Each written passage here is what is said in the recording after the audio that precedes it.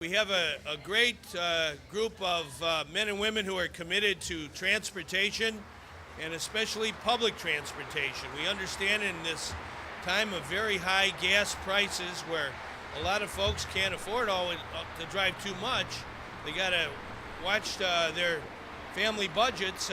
Public transportation is more important than ever to get people to work, to get people to school, to get people to shop, or wherever they want to go.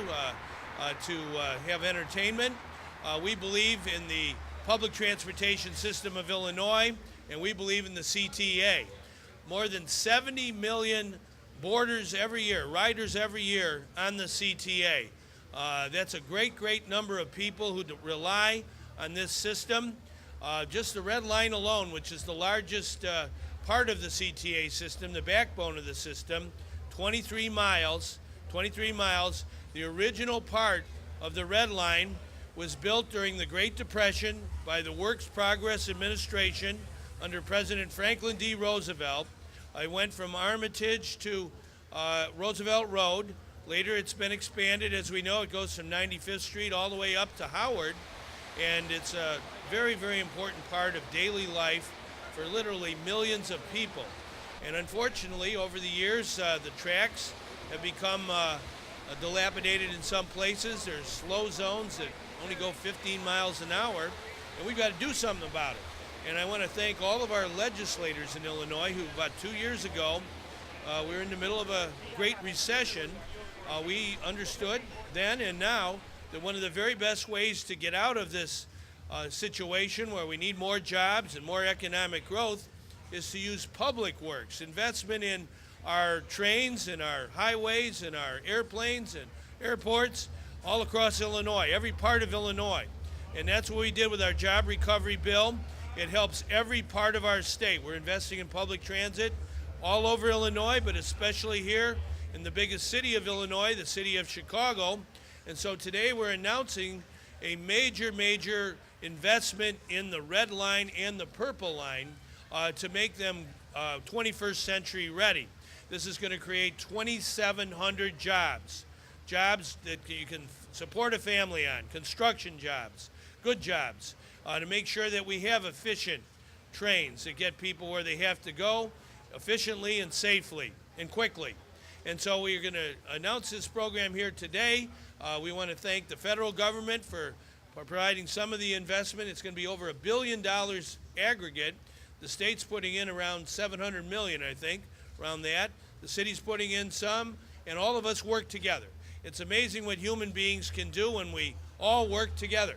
And so that's why Mayor Emanuel and I are walking down the 35th Street line here, meeting a lot of folks. I was very pleased that they're happy as we are to make things move faster for everyday people, and especially when it comes to jobs. Governor Quinn has always been committed to creating and retaining good jobs. But the importance of maintaining and improving the CTA Red Line is unquestioned, as you've heard from the mayor, from Forrest, and from the governor, as the Red Line forms the backbone of the Chicago transit system. But projects like this just don't happen without forethought, careful planning, and adequate funding. We are able to make this investment today because Governor Quinn's foresight and resolve to get the Illinois Jobs Now capital program passed within months of taking office in early 2009, as he said, in the middle of a great recession. In that program, we're injecting $31 billion into maintaining and rebuilding the critical infrastructure of the state, creating and sustaining good-paying construction jobs. And one thing that's really important about transportation investments is those construction jobs are right here in Chicago, right here in Illinois. They cannot be exported. $14 billion of that capital program was earmarked for transportation improvements, with $2 billion reserved for mass transit investments. And this project is a perfect example of what the Illinois Jobs Now program was designed to do. Transportation investments are working in Illinois. Based on the latest data from the U.S. Department of Labor, in August, Illinois was 4th in the nation in construction job growth, adding almost 10,000 jobs. Again, thanks in large part to the governor's Illinois Jobs Now program. We in Illinois face transportation and development needs that call for sustainable and reliable funding options in the years ahead. and a realization that an investment in transportation infrastructure today will return many times its value in economic growth over time. IDOT is thrilled to be part of the Red Line event today, and again, congratulations to Governor Quinn, the City of Chicago and Mayor Emanuel, Forrest Claypool and the CTA on ensuring the vision, leadership, and cooperation to provide critically needed project resources. There's 10 aldermen that are here because the Red Line touches their communities intimately. From all the way from the north side of the city to the south side of the city, as the governor said, the Red Line is the backbone of the CTA. About 38 to 40% of all the use of the CTA occurs just on one line, the Red Line. And it has been built over years, literally dating back almost now 100 years, in different segments. And it's time for its modernization. Now, a number of you have known that I have spent a good portion of the campaigning in the L stops.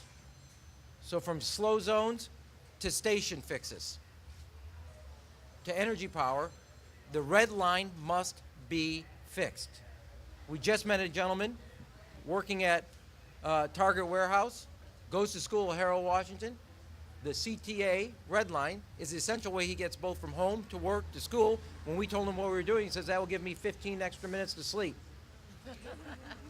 But for a person who's trying to both go to school and work and prepare for his future, what we do today is essential for him to succeed and our communities. And when I got to Congress, the first thing I did was meet with Norm Mineta back in 2002 and secure the funding, working with then Mayor Daley, for the Brown Line expansion.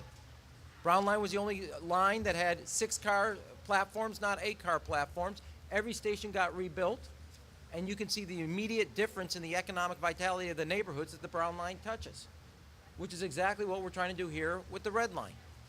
And since our first meeting, as the governor noted, and from the first time that when I pointed before us, I said we've got to take the Red Line because you can't keep a city growing on a 20th century infrastructure with a 21st century economy. And we have made tough choices to invest in this development. And every one of the aldermen here are representing their communities. Some will get all new lines. Some will get new stations. And the public will get a new CTA. And that's the commitment from the federal government, the state government, to local government to invest in the people who pay the bills, the commuters who rely on the service, so we can be a city that is on the move, people getting from their home to their work to their place of education conveniently without a worry, so that they can rely on the public transportation system to do that.